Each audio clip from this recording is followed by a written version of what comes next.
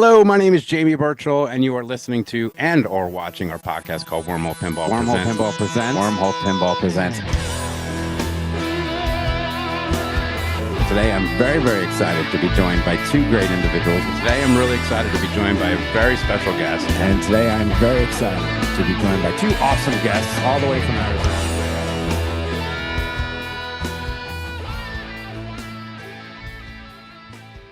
Hello, and welcome to the Wormhole and our podcast we call Wormhole Pinball Presents. And for episode 41, I brought out a big gun. Ladies and gentlemen, please welcome two-time Twipy Award recipient, YouTube star, TNT Amusements own, the one and only Todd Tuckey. That's me, guys. How are you? Welcome to the Wormhole virtually, Todd. Well, James, I was thrilled you invited me. Thank you. Well, I first met you in the 2021 Houston Arcade Expo. We have a booth. The Wormhole has a booth, and we brought, I think it was a Big Bang bar. You did, and I played it, and you had one of the special after ones made. That's right, the 3 extra parts. Yeah, we got that from the banning auction of the Museum of Pinball collection. Yes, you did, and you got banged over the head for it too. We got it though. But you got it. It's 204 games. It is. I sent you the list. I did. I'm looking at this list. I'm amazed. Yeah. And I so have not seen or played a bunch of these. We're going to showcase a lot of those at the Wormhole East Museum that we're building in downtown Houston, and that'll be a 2027 initiative. So we just don't have the space at the Wormhole, but we have a 14,000 square foot building that we're putting all these machines in. Yeah, I'm sorry I'm going to miss the Houston show, but it's the exact same weekend as my film show. I go to that twice a year religiously. I do not miss it. Well, we're going to miss you this year, but I was asked to come too, but I'm gonna sadly miss it. Will you be at Expo in Chicago? No. Okay. Yeah, so TPF is your next trip then? TPF will be the next show. Okay. Then after that would be the Pintastic, which is in we love that one in Massachusetts. So that's a lot of fun. So real quick before we get into the interview, I'm from New York and New Jersey, but I lived in Clinton, New Jersey, which was not far from Philly. Not far, no. And so I spent about 4 years there, and I love Philadelphia. My issue with Philly is your sport fans are a little nutty. That's right. I mean, you guys are crazy. Listen, who else but Philadelphia can have our sports fans and the mummers? Mummers are the most unique groups of people in America. Unbelievable. Tell people what they are. If mummers are, this goes back like 100 years. Yeah. It was born in South Philadelphia, to the home of the cheesesteaks, and a lot of really nice little tiny restaurants on side streets. I mean, you will never go hungry in South Philadelphia. The mummers are a lot of men and now women that make up these elaborate costumes, feathers, and they're outrageous costumes, but they're stunning. And then they practice all year different routines to try to win and compete and get awards. The mummers have been strutting down Main Street for like 100 years. Occasionally, there's been a detour for problems with the road or something like that, or too much snow, ice. It happens on New Year's Day, so you're kind of contingent on weather. Lately, the weather's been great, no snow, and it's worked out well. But you can imagine the rain would not do well with the feathers. My cousins live in Philly, and they send me pictures every year of it, and it's wild. And you know, everybody listening to your podcast has heard Golden Slippers, and you've probably heard the Mummers string bands playing that song. I mean, it's really hard not to get that out of your head. You could hear it, and then it's neat to see it too. But they do modern songs too. That's really cool. Let's talk about on your website, tntamusements.com. You have a really great history section that kind of outlines your story. So we're going to delve into that a little more, right? Sure. How did you start as an operator, and how did you fall into the pinball arcade games? How did you fall into this? Big mistake, but it's too late now. Too late. Oh, Michelle will get the phone. Um, we got involved in 1979. Officially, TNT Amusements was born in 79. Before that, in 73, I actually opened my first business, which was TNT Projection Service. I used to bring a projector and a screen and films, and I could be hired to. I mostly did birthday parties. I did hundreds of birthday parties, but I Okay. would bring the projector and screen. This is before videotape. So the group would have a film that was shipped to them, maybe a Bell Telephone. There were a lot of free films you could rent, buy, or borrow, and then we would run them on a screen in wherever room or setup they had. And I did that for years and got my initial cash so I could start buying arcade games. Because think about this: the Space Invaders was $2,000 in 1979 money. That's about 5,000 today. Yeah. So these games were not cheap. Now they sound cheap. The first brand new pinball I bought was closed out. It was Tri-Zone. It was $1,300 because the new Gorgar was coming out, which Right. was $15.99, and they wanted to get rid of the few Tri-Zones they had left. And wow, I could save $200, which is a lot when you're adding up your money. Of course, Gorgar made a lot more money than Tri-Zone. So Yeah. sometimes it doesn't work out as well as you hope. But I got involved actually initially in the early 70s buying games from my uncle's boat dock down in Tennessee. He wanted to have a game room. And I said, oh, I see games around. So I'd buy a couple old mechanical pins. There was jukeboxes back then. 45 jukeboxes weren't expensive, and they worked because they weren't that old. See, now when you look at it, a 1960s or 70s jukebox now is now 50 years old, 60 years old, and Yeah. They're hard to harder find to the keep working. But 45s. back then they worked very well. Oh, 45s are old. Yeah. Never have any trouble getting it. But I started tinkering with arcade video games, pinball machines. Back in the old days, the video games were black and white, like Biplane. Remember when I bought that? That was like $400 used, and um, we had a bunch of stuff in his game room, but I never thought of it as a business. But Okay. in 79, it looked like everything was booming. Everybody was going nuts. That's when Space Invaders came out, Pac-Man, Asteroids, and I'm thinking, my, I could be part of this huge business. And I started investing all my money. I had another business too, films, the projection service, buying and selling movies. And I took all that money and bought games. Mm. So that's what started this mess. 45 years later, I'm still doing it. But I have a huge customer base. I still have 13,000 active customers. Active. If Yeah. they sell the game back to us or they trade it in or don't have the game anymore, I remove them. They're no longer active. But we've been doing this for so many years. It's just amazing. It is amazing, and that's why I wanted to have you on. I mean, one of the things that we're doing is at the Wormhole with these interview series, we're just documenting what's happened. And thank you for sitting down on this. It's great. Sure. How many machines did you have when you started selling them in front of your house? Uh, a, I had a very long driveway and it was on a very busy road. In Northeast Philadelphia, Veree Road.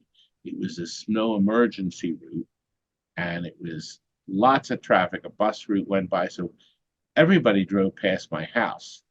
And I used to throw games out, put them in front of my house, and people would come and take them. I just put 4 games in the back of TNT to throw out too, hoping somebody takes them. But that's the way you got rid of the stuff. People would come by and pick it up. You'd put it out 2 or 3 days before trash day. And it worked out well. I got rid of a lot of games, but My partner and I had a partner for 2 years, and things were bad. In 1984, the games were not making any money. Arcades were Okay. closing. Bally was Yeah. closing their arcades. It was bad. And I told my partner, I said, we got to get rid of this stuff. We got storage lockers filled with games. They were all in my garage. I said, let's see if we can sell a few.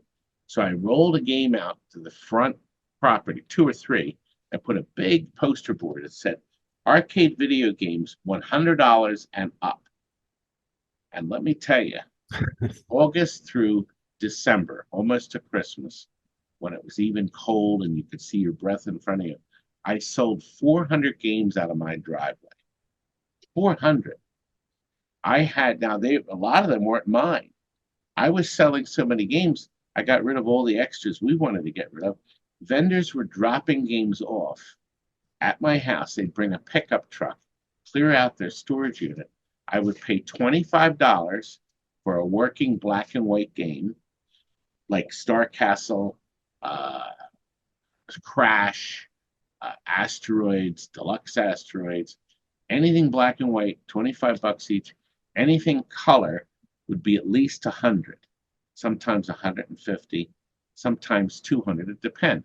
But I only paid $100 for Tempest and Missile Commands because they were the hardest, the Tempest hardest to keep working. Yeah. The Missile Command, you couldn't convert it because it had that big trackball in it. Yeah. Nobody wanted to use Missile Command as a kit. So that was $175, my cheapest color game. Tempest and Sega's Eliminator, which was a vector game, were my next two cheapest games, $225. I sold 10 brand new Eliminators from my driveway. They were either still in the box or returned. The game never made any money. And Eastern Music sold me them for $125 each. I remember Phil says, Todd, I'll give them to you for $125 a piece. And baby, I sold 10 of them.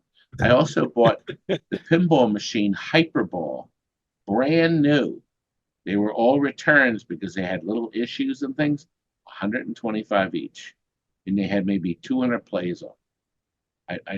We probably sold 8 of them. But we had a lot of problems with them because they didn't make the wood that caught the balls correctly. It was Okay. warping, and remember, it was trouble. We sold them for $450. Brand new Hyperball for $450. So, but you couldn't, they weren't real pinballs. And I still sold them, but it was I won't say I'm not unhappy I got them in, but what's really funny is I'm starting to get some stuff back that we sold years ago. I mean, other brand new games in the box. Omega Race 150, Zaxxon 200, Sinistar $200 in the box. Nobody was playing it, and the distributor wanted them out. Donkey Kong Jr. were 200. Donkey Kong Jr. I put a lot of Money. quarters in Donkey Kong Donkey Jr. Kong did, but Junior turned out to be a bust. And I like Junior. now the cabarets were different. He had a bunch of cabarets. They were 500 each. Okay. Matrix, Robotron, Stargate. I bought all the ones he would sell me. They Yeah. were like new. They were near new. There was no cigarette burns. I guess you could say that was the golden days. But then again, we were only marking them up a few $100s and blowing them out. Right. I had 2 Varcons. 2. $7.99 is what I sold them for. There you go. They came back. Then I got more money. The last Varcon I sold was perhaps 8 or 9 years ago, and I got like 2,800 for it. It was one of my original ones. That's Now, great. of course, they're crazy. So Crazy. you grew so much, you bought the building in 86? 86. I was renting public storage. The public storage people, I had all these units. They wouldn't give me 1 cent off. I said, you'd think, he said, I got 8 of these units. You'd think they'd give me a discount. No, no discounts. There's the fee. If you don't like it, get out. So I rented a warehouse nearby. It was a brand new building, and I rented part of it. It was 1,500 square foot. I moved into that. It was $600 a month, which was fine. And then suddenly I was offered this building. Uh, and I bought this building. It was I think it was 350, 340, 340,000. And of Nice. course, we had 34,000 down, thanks to my father. And Pops.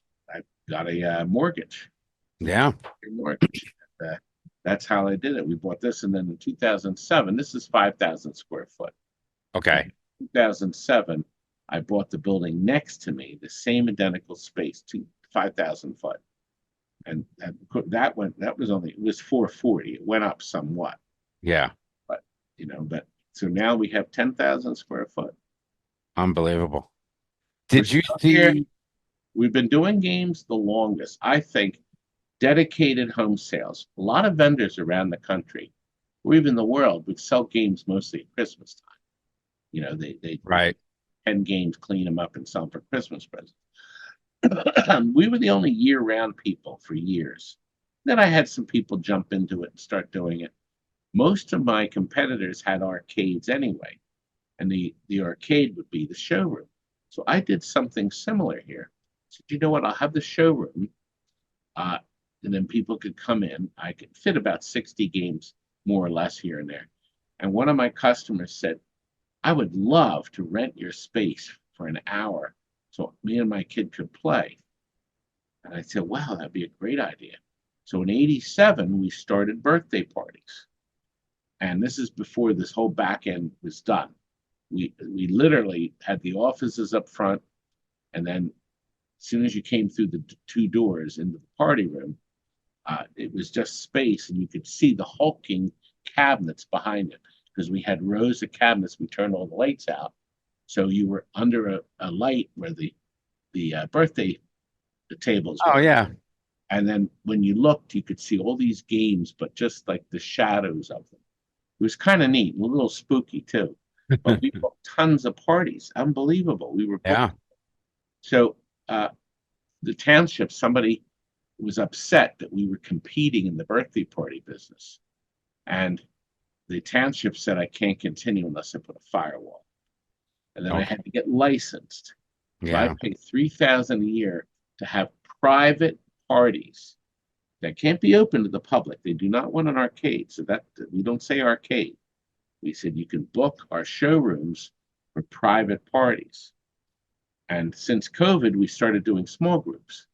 1 to 10 people can now come in as long as it's not booked already. But I can't have two groups in. Oh, okay. One at a time. They're getting a private rental, basically. And that's how I'm able to do the parties. So if you think about it, I've been doing parties since 1987. The only person doing parties that long, the only company, was maybe Chuck E. Cheese.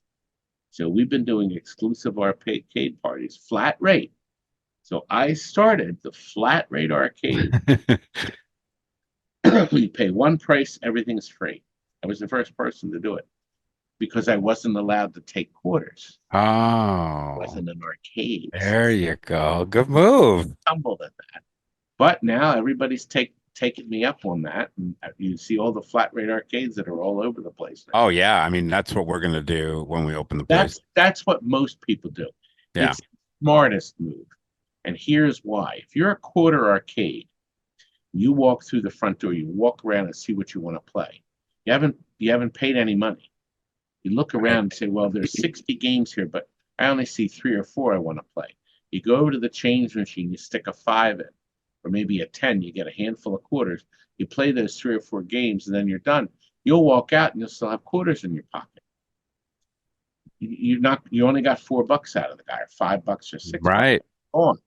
And maybe they'll come back, but probably not. But if you tell them for $20, you can stay as long as you want all day. Flat rate of $20, Yeah. $25. You can even go out and have lunch and come back. It's all different. Watch what they end up playing, though. Yeah. They don't play $20 worth of games. They don't. They don't play No. that. So It's a good move. You should have. deal. You They should think it's a good deal. have copyrighted it. Yeah. You blew it. Oh, I should be copyrighted.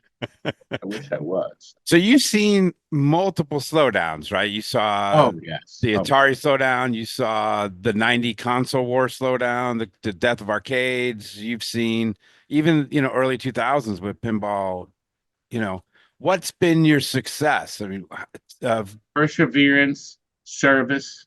I can't tell you how many people call for to get games fixed they bought from Joe Blow, and Joe Mhm. Blow doesn't have service.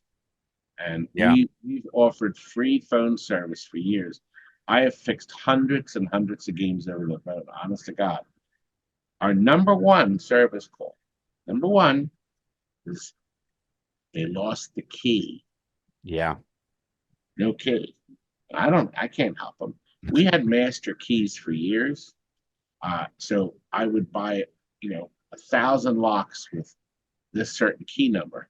But once those keys and locks were gone, I say, oh, you don't have that number in it. You have to get a new number. So every 2 or 3 years, I'm on another number. Well, I don't have any of the old numbers. When people lose it, I said, I don't have a key. I can't sell you one because the key's not available. So we fixed that about 5 years ago. We put in a lock that snaps tight, but it's turned with your finger. There's no key to lose. Nice. If the guy is putting it in the store, I keep locks, so I can give him a lock and a key.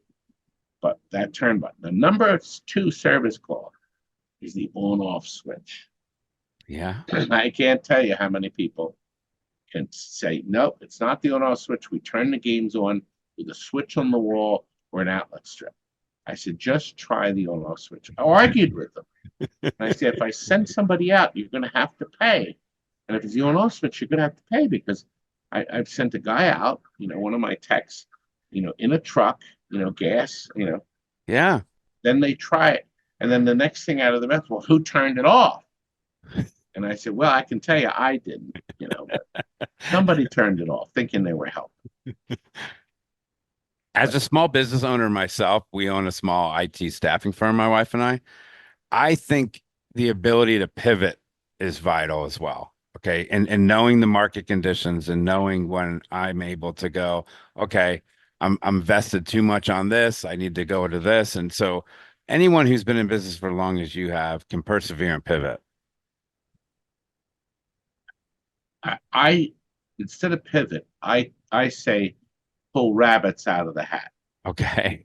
That's what I do is pull rabbits out of the hat because there's always some kind of fire or crisis and everybody's having a stroke and then we can fix everything. I used to tell my daughters when something was going wrong. I said, Daddy can fix this. Relax.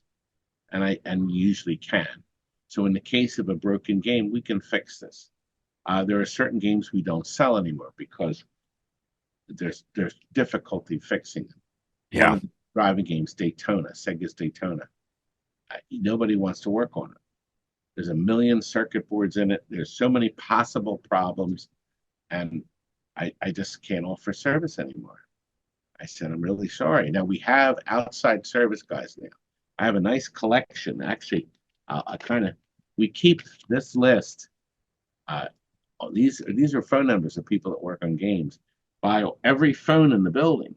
So if somebody calls up and they say they have a slot machine, I can call. I say, well, these two guys work on slot machines. Awesome. But I don't get involved with it. Sometimes some of the people send me, a gift card or something. A couple of the guys, one guy does free service, warranty service for me. When I sell a game, the first 30 days, everything's covered, and Kurt will go out and make adjustments if needed. I, honest to God, there's virtually nothing that can't be solved over the telephone or sending a part. Mm. Because, see, like a pinball machine, we put all new parts in the flippers, new end of stroke switches, new cabinet switches, coil sleeve inside, a new flipper ball, a new boot on the top, a flip plunger and link. We change all those things. Now, a brand new part could fail, yes. Yeah. We start out doing that. I would say the biggest issue, there's two big issues with pinballs and video games. cold solder connections, the header pins along the edge of the boards and on lamp sockets too. Ice cold now because the games are 20, 30, 40 years old. Yeah, makes sense. And leaking capacitors. Yeah. Now, we just ran into this. I have 6 or 7 Revolution X logic boards. We got in a Rev X. The monitor was bad. We put another monitor in and the board doesn't power up. So we discovered that on that particular Midway board, there are all these surface mount capacitors on the board and they're all leaking. There's like 8 or 9 of them on the board. They're not on Terminator. They're on Rev X. Hmm. That's probably, my guy looked at it under, he says, I think your whole problem is these leaky caps. We just ordered a boatload of them and we're going to shotgun a whole bunch of these Rev X boards and see if we can get them running. But we think that's what it is because we can see the acid has gotten under a couple of the little chips. Ouch. Capacity. It's amazing, these texts, though. They're amazing. When you get a great text like that, when you with years of experience like yourself, it's amazing that you can troubleshoot these things.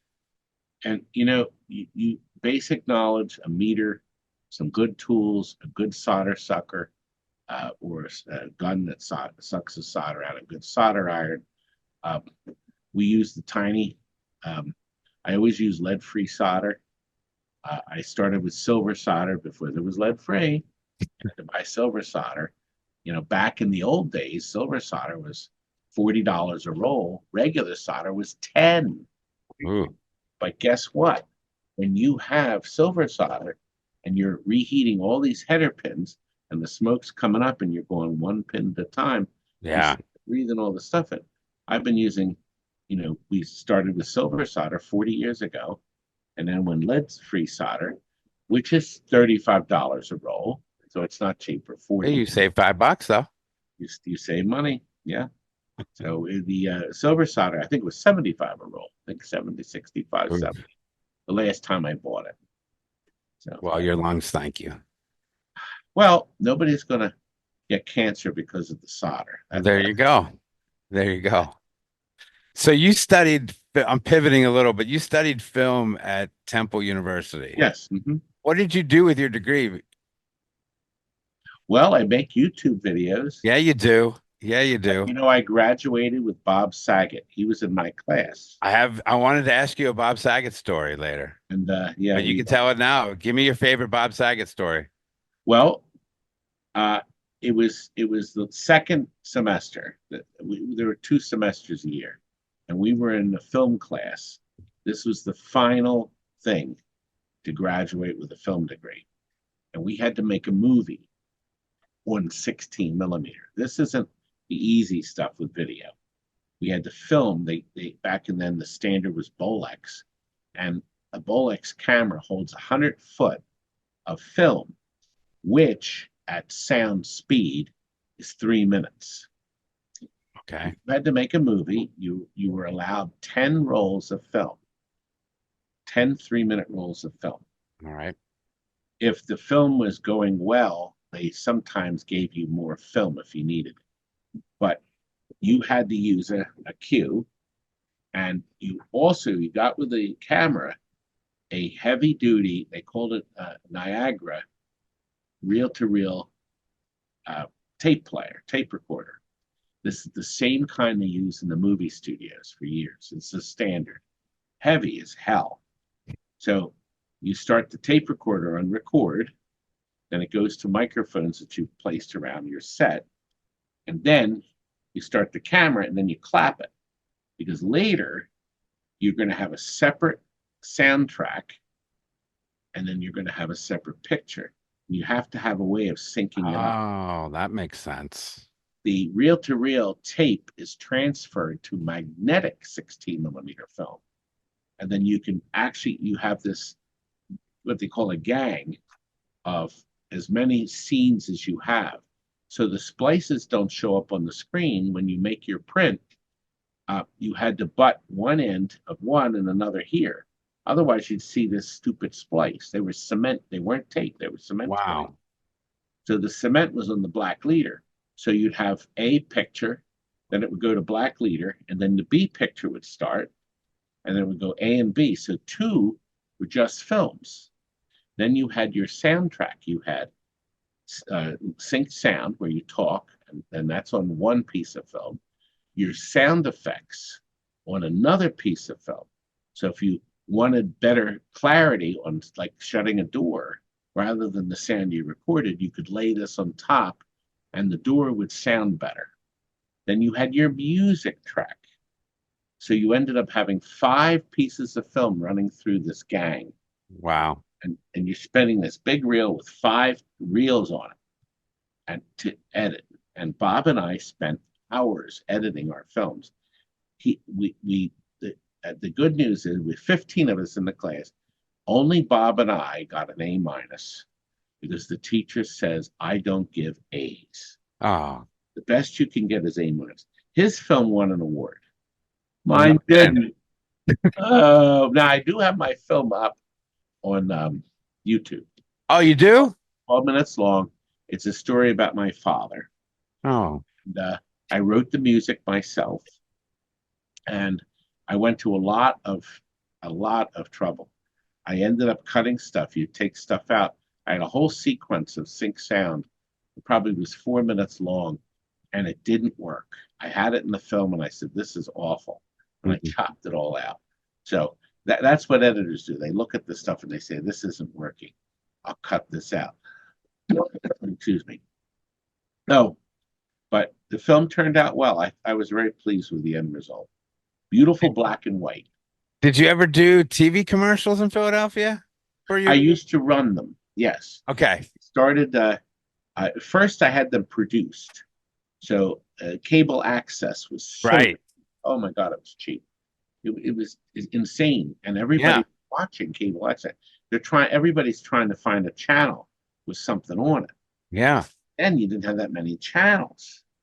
So I did a lot of cable access 30 and 60-second spots. Awesome. And we started doing synced up where I would come in and say a little bit and come in, rent our place, that kind of stuff. So I started cable access probably in 1990. Yeah. 1995, I decided to make an infomercial. I had made them up until then, but they only ran at trade shows. Just Okay. shows that we go to now, like Houston, you'd have a booth, and Right. And you know, could run the you went commercial. to a home show and you're showing pinball machines. You have a TV set and a VCR, and you Yeah. you're in, and this is TNT. This is how we work on the game. I have all those videos up on YouTube. Awesome. And then my 30-minute one is when we went all out, where I actually sat and we put titles in. We did all this extra stuff, but Kurt and I put it together. Kurt was my he literally directed everything. So he took care of all that. And that show ran for years, I guess 7 or 8 years. The same show. Yeah.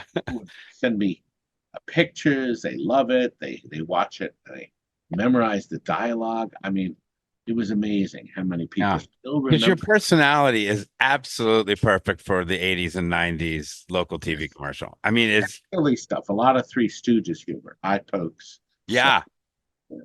Because you didn't have Crazy Eddie in Philly, did you? He was here. Okay. Crazy Eddie had his infomercial. Right?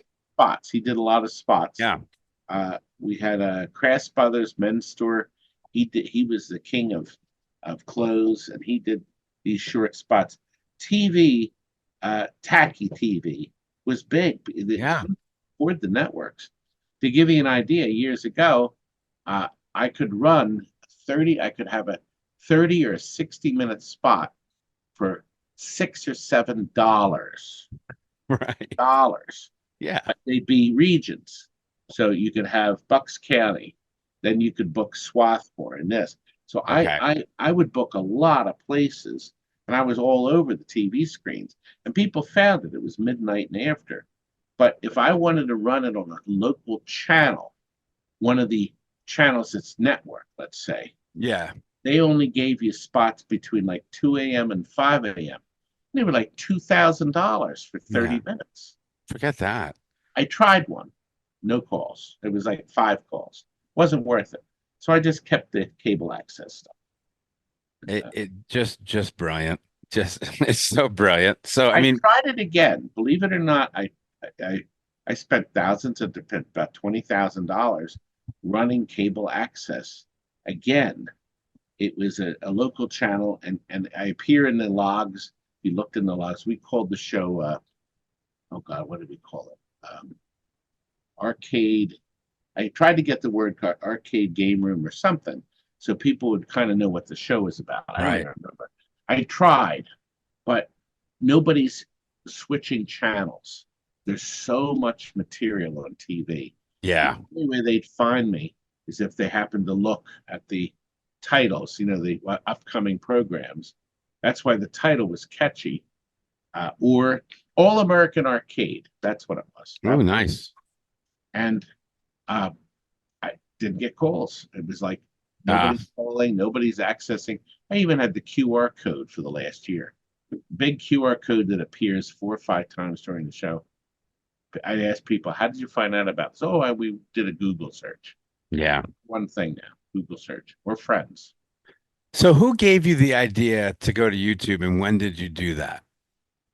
2010, one of the Okay. guys working for me, he said, this YouTube, back then it was only 15 minutes, That's right. maximum of 15 minutes.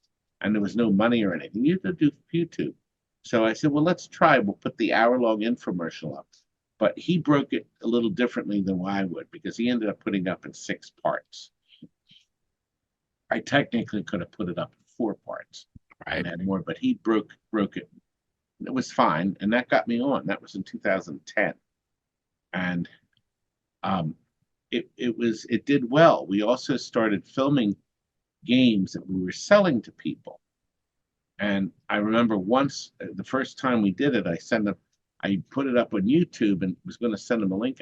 Back in the old days, it was automatically published live for everyone. Yeah. I got all these emails. I said, where are they coming from? Because I made the video just for the one guy. And I said, wow, this is great. I got all these new people. People are hungry for programming, hungry for it. Yeah. But Well, now there's so much. There's I so know, much but look programming. at these numbers of what you've accomplished here. 47,500 subscribers, Todd Tuckey. A lot of subscribers. But you see now, my average view per video is between 1,500 and 3,000. That's it. Okay. That's Well, all there's a they're lot of watching. content. Now, my old content gets watched and viewed. I make about 500 a month. Okay. The revenues, the stupid little ads that appear in the front Yeah. of the show. I'm certainly not going to, You're not gonna retire on that. that's not going to bring me a whole lot of cash, No, it's not. but It's not. it's fine. And as I said, the YouTube was primarily to get my name out there. And people say, well, I'd really like to buy, a Sopranos pinball. And I said, well, here's 2 videos of a couple I did, over the, last few years. And people watch it. And they said, well, is that the one I'm getting? I said, no, but you're going to get one just like it. Yeah. And I'll make a new video just for you when it's ready. Who Remember, a it's lot of my smart. games are not, my problem is the game isn't finished. And if I send them a video of the game that we have for sale and it's not finished, oh well, it doesn't look dirty, and so I don't want to do that. I only want to send them a finished result video. So There you go. and, Who and does people who are does happy with that. We have a few people that oh well, I have to see it before I buy it. I said, well, you're not paying for it. You're just giving me a deposit, $500 deposit. I said, and if you don't like it, I'll give you the 500 back. So, but everybody has a different way of doing it. yeah. It it must be unbelievable the stories you have, and I'm going to ask you a couple questions later about different customers. But staying on YouTube real quick, who does all the video content? Like who edits all your videos? Oh, I do. And how many do you put out a week? Well, things have changed. I used to spend 5 to 10 hours editing videos, floating Yeah. stuff in, creating title boards. I have an old editor, so when the picture rolls like this or something, I have to do it. I can't just say I'll just put this effect in and that effect. I have to actually create the effect. So it takes me more time because of the program I'm using. But the problem is I did all that, and my live videos still get more views than my edited ones. Yeah. And live, I have a set opening title and a set closing title. Okay. And they're pre-recorded. And because, the opening title tries, as you know, when you do a live show of any sort, you should have a lead in.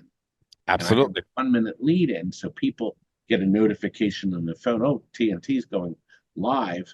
Then they get this title board that has the music playing and but they know it's coming and it's a minute away. Absolutely. At the end, I have 2 minutes of end credits that have my QR code on there for a while, big.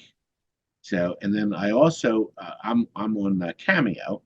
I've recorded a lot of fun stuff for Cameo for people, special birthday greetings, and you bought that pinball. Did you really need it? That kind of stuff. That's fun. That's fun. I usually make a 4 or 5 minute video for people that That's nice. buy the Cameo thing. But it's a good way for me to end the show. Yeah. Plus, you have the live chat, so you can immediately respond. The immediate interaction with them. Now, I do have the chat when I do an edited one. Like we just did an edited one on Spectrum. It was very little editing, but I think it came across well. We got a lot of views on that. A very misunderstood and maligned pinball all those years.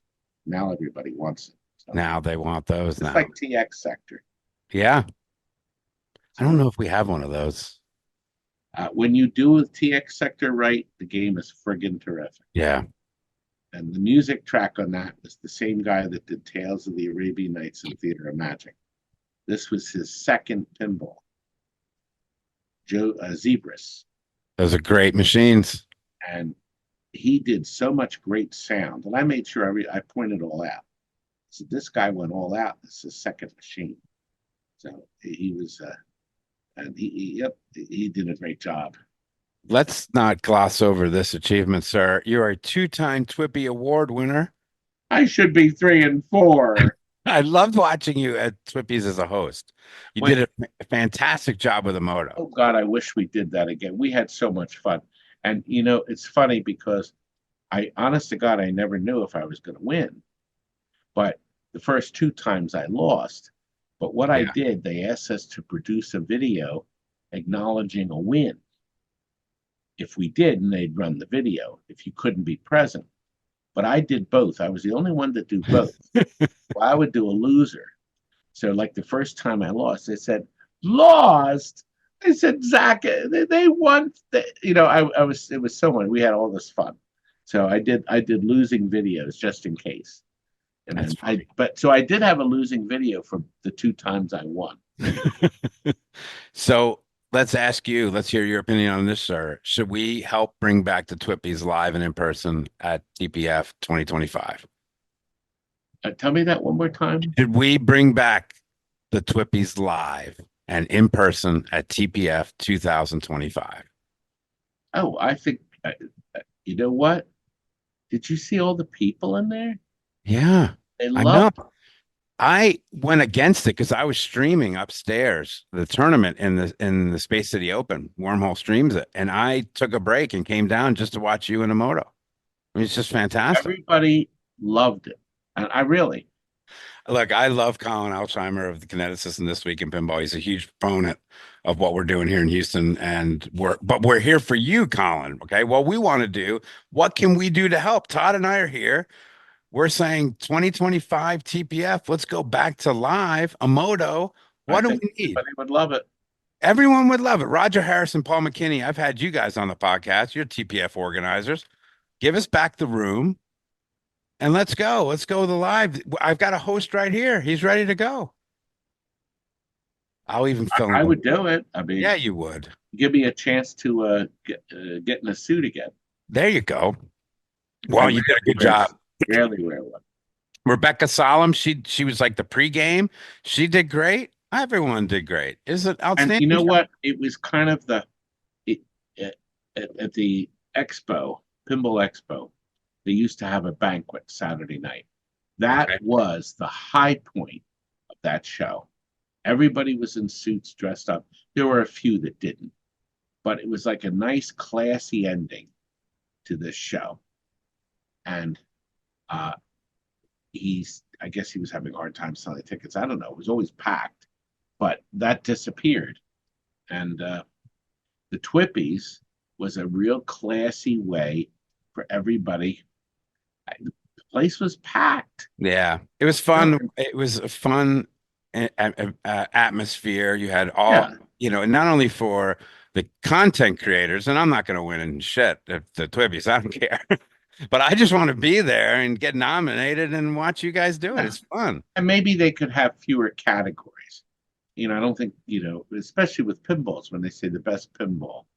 But Right. best mod is a great category. Yeah. Uh, Well, we're not saying, Colin, that this is all on you. Here's what I'm saying. I raise my hand. I'm willing to help. Wormholes in it. We will help you bring the Twippies back to TPF 2025. and God willing, I should be there. And yeah, absolutely. And you will host and win your third Twippy. I would love to Congratulations. win. It's kind of bad when I give myself the award, though. But I don't know. I'll be a There's a lot of newbies that are yeah. doing videos. Retro Ralph, Carrie Yeah. Hardy, There's a lot. They do a good job. And Don's Pinball Podcast is doing videos now. Uh, there's a lot of competition. We kind of fell into the live videos because people seem to like it, and we can bounce around and do different things that are fun. Last week we featured a very rare video game right here. It's I bought this brand new. It's a Sega game called Digger. okay. Digger. Beautiful color. It came out in 1979. As far as I know, this is the only surviving cocktail table. There are uprates. Doc Mack has an uprate digger. The All right. problem with anything but a cocktail is this allows interactive play. Two people opposite each other, and they play against the common enemy, the crabs that are trying to eat you. Are you Colors selling? are beautiful, great sound. Sega did a wonderful job. It was just difficult. Once you learn it, it becomes you love playing it because every screen is different. There's zero patterns to the mazes. Zero. The crabs are blind. You have no idea where they're going to turn. Are you selling it? No. Oh. My wife will when I'm dead. I just didn't know if you would send me a 10% commission if we sell it right here. No. I already have two people that want it badly, but I'm keeping it here because it deserves to be shown to people. Yeah. And we'll occasionally play it on our live show, but we played it extensively in the last show. And I was able to show people, the fun, to turn the lights out. I think ideally I should take the top glass off so there's no reflection at all, but it looked good. I think on the video playback, it looked pretty good. We have a Wormhole Discord channel, and we received a bunch of questions from the group for you. So I'm going to go through some Sure, go ahead. questions from my Discord channel. Corey Westphal asked, "What pinball machine have you seen the most come and go from your warehouse?" Pinbot. Okay. We have sold probably 175 different pinbots, a lot of them over the years. Condition, a lot of them, not a lot, but probably 30 or 40 of them were rough, and they were much cheaper. No topper. See, remember, in the old days, nobody was reproing anything. Yeah. Broke a plastic on a game that was 10 years old. That's it. You had to make your own out of Lexan.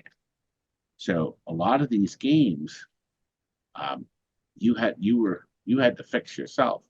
I remember before we had painters and stuff. Now we're talking about when we were selling pinbots for $11.99, $12.99.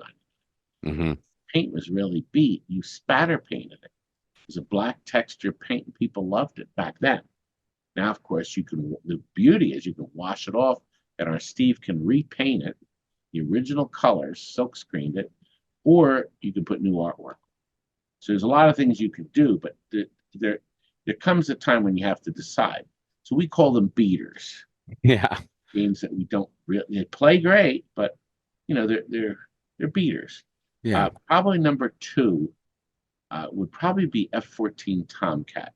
Okay. Sold a lot of them, a lot. And I'm going to say maybe 24 of them didn't have the domes anymore. Okay. The vendors took the domes off the top. They threw the mechanism out. So you just had a piece of wood on the top. But once again, it was a cheap pinball in the old days. Games like Gottlieb's Amazon, there were a million of them in Philadelphia because Stan Harris, one of the biggest operators on the East Coast, and he got the games directly from Gottlieb. He was the Gottlieb tester. He got every Gottlieb pinball ever made. He got Kubert's Quests. He got 15 of them. I mean, nobody had them. There's so few out, but he would beat the hell out of them. I mean, they got millions of plays. The cabinets were beat, and we were buying them at Christmas time, $200 each. Mm. Yeah, all lined up. He strapped the head to the body with a steel strap on the legs. Yeah. I mean, cutting into the paint. $200 a piece. Amazon Hunts, Ice Fevers, Jacks to Open, Royal Flush, rack about 200 a piece. We'd sell them for $7.99 at Christmas. Nice. And we got a lot of pinballs into homes. Over 35,000. We went over 30. That's what I wanted to ask. Okay, because Brian Foytik asked the next question. Can you estimate how many machines, both pins and arcades, sold? 35,000? I mean, pinballs are more difficult to sell than Pac-Mans. I've already sold 2,500 multicades. Oh, wow. 60 games of Miss Pac-Mans. We sold 2,000 or 3,000. Then Pac-Mans and then Super Pac-Mans, asteroids, tons of asteroids, probably 200 or 300 asteroids. Space Invaders. In the old days, I kept records on Rolodex cards. Sure. And then we got a DOS computer, I think in 84, 85. I started having limited access because we couldn't, the computers were so stupid, you couldn't have a ton of information. And then, then of course, now there's Excel and everything, so we can keep better track. We're converting our DOS files, all that, into a master list, so I can instantly type in asteroids, and it'll bring up every asteroids I ever sold. Now we back them out if they get traded in or sold back. I just did that. We just took a hot hand out. I sold it to this lady in 2000. She didn't want it anymore. She paid $9.99 for it. No longer worked. She bought it in the year 2000, so 24 years ago. I bought it for $400 cash. She was thrilled because they had it for 24 years. Yeah. And it only cost her $600. So she was happy, and I got the game in. We ended up having to put new power supply board in. The game was dirty, and but we'll run it through our shop. We'll paint it if necessary, if somebody wants to pay the full retail, and that'll be back in the marketplace. But we took her out, so she is no longer. We have no record of her anymore. New record. The record is gone, and that hot hand will, when somebody buys it, a new home back into the system. So we all right. added it. What's the next question? No. This is our rapid fire question and answer game. Go ahead. Okay. This is called the Hurry Up. I'm your game show host, Todd Tuckey, Jamie Birchall. These questions were written by my co-hosts on Twitch, Donovan Wade, and Nudge Magazine's own Ian Jacoby. Are we ready? These are my rapid fire. Which Philadelphia sports teams fans are the worst? Philadelphia 76ers, Phillies, Eagles, or Flyers? Eagles. Rarest pinball machine you've ever worked on or sold? That Varcon, Joust Cocktail. You studied filmmaking at Temple. What's your favorite movie? Oh, Wizard of Oz. Did you ever watch Wizard of Oz with the Pink Floyd? I have. It's I fun. It's good. I have watched it. It's called like the Wizard of Pink or the. It's hard to believe it matches up. I know it really, really, really does though, and it's really cool. We're gonna do a showing at the Wormhole. All right, sorry, back to the show. Out of all the awards and recognitions, which one is the most special for you? Ooh. Uh, well, I haven't been gotten a lot of pinball awards, but the Twippy. I think my most exciting award was the second Twippy I won. There you go. Everybody standing up. I was like, I was flustered and I couldn't believe it. So I was near tears. Todd So I think that was my most exciting thing. There you go. Todd Tuckey's #1 preventative maintenance tip for pinball machine owners. Wipe it down, clean the playfield. Lemon pledge is fine. If you don't have pinball wax, keep the playfield clean. What's the weirdest thing you found inside a pinball or arcade cabinet? 4 dead bats. Okay. Shuffle alley. Best American founding father that you would have liked to have partied with? Ben Franklin. Absolutely. That's the only answer, right? He sounds awesome. Three Stooges or Marx Brothers? Three Stooges. Pats or Geno's? I would say Pat's. Okay. He's also a customer of ours. Oh, well, there you go. Cheese whiz or provolone on your cheesesteak? I like provolone. I don't like cheese whiz. Yeah, me too. All right. I like ketchup on my Philly cheesesteak, Todd. So do I. Is that sacrilegious? Yes or no? And steamed onions. I like sauteed onions. No onions, just provolone cheese, meat, and ketchup for Jamie. All right. And finally, what is your favorite expo to attend? I'm going to have to say Pintastic. All right. It's become a favorite now. I'm sure they love having you. We have a lot of fun. We do. Todd, thank you. I liked it at the old hotel, but it doesn't matter. They get too big. They got to move to new hotels. I mean, these things happen. Todd, thanks so much for coming on the podcast. Can't wait to see you again. TPF 2025 is when I'll see you again. In March. Yep. 2025. We will work on the Twipys. We're going to work on this. It would be fun to do it again. It really would. It would be really fun. And I know it's a lot of work, and I'm not calling anybody out. I'm just saying, God, it was so great. Everybody had so much fun. They did. And that drew a lot of people there. And it did. People talked about it. And it was fun to vote. And, it worked out well. It was fun. It was really great. All right. Please visit TNTAmusements.com for any and all information on how to purchase games, as well as for pinball repair and all the information regarding their showroom. And if you're not following TNT Amusements on YouTube, you're making a ridiculous mistake. That's right. You better. Let's get them to 50,000. How do we not I want to get 50,000 viewers. Come on. Subscribe. It just takes a second. 1 second. Join us every Friday. By the way, every Friday at 9 p.m. we go live. There's a few Fridays we don't, but please join us Friday night. We go live for at least an hour. All right, Todd. Thank you so much for your time tonight. I appreciate it. Guys. I got you out of here right before the hour. See? You did. You promised to. I promised, and I did it. It's perfect. Good night, folks. Good night. Todd Tuckey, thank you. That was fun. Who else should I showcase on this podcast? Hit us up on Facebook, Instagram, or email us up at wormholepinball@gmail.com. Next week, I have another edition of Arcades Across America, and I'm excited to announce that part 2 of that podcast, I'll be joined by my co-host, Co from Quarter Drop Arcade. We'll also be joined by the guys from Lynn's Arcade in Seaside, California, and I'm really looking forward to catching up with Matt again. And the one and only Rob Burke from Pastimes Arcade. I hope to also have Tim Hood from the Wormhole on that podcast as well. So it'll be a great podcast, not only showcasing Pastimes and Lynn's Arcade, but picking their brains as we roll out our new building, Wormhole East, and everything that we're doing here in Houston, as well as help out my boy Co on his journey to open the Quarter Drop Arcade. All right.